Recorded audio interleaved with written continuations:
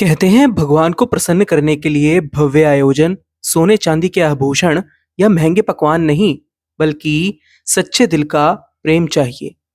लेकिन क्या सच में भव्यता का कोई मोल नहीं? क्या एक गरीब भक्त की सच्ची भक्ति एक धनवान की भव्य पूजा से ज्यादा प्रभावी हो सकती है?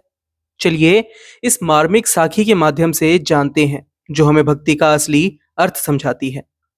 एक बार की बात है, एक छोटे से गांव में गीता नाम की एक गरीब महिला रहती थी। गीता की आर्थिक स्थिति भले ही दयनीय थी, पर उसका मन सदैव ईश्वर की भक्ति से परिपूर्ण था।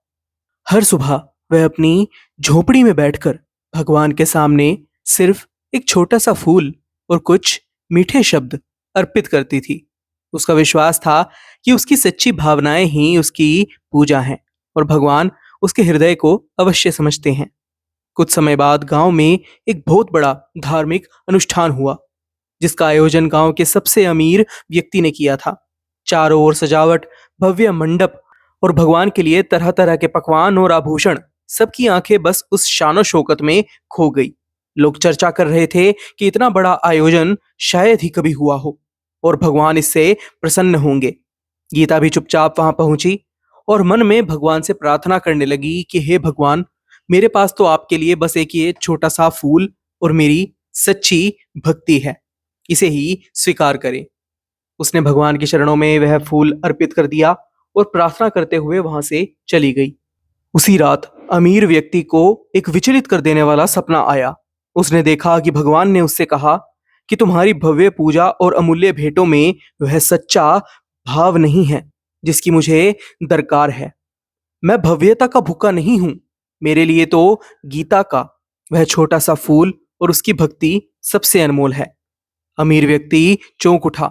उसकी आंखों में पश्चाताप के आंसू थे, क्योंकि वह अंदर ही अंदर वह भव्य आयोजन करवाने के लिए अहंकार करने लग गया था। उसे लगने लगा था कि वही ईश्वर का सबसे बड़ा भक्त है।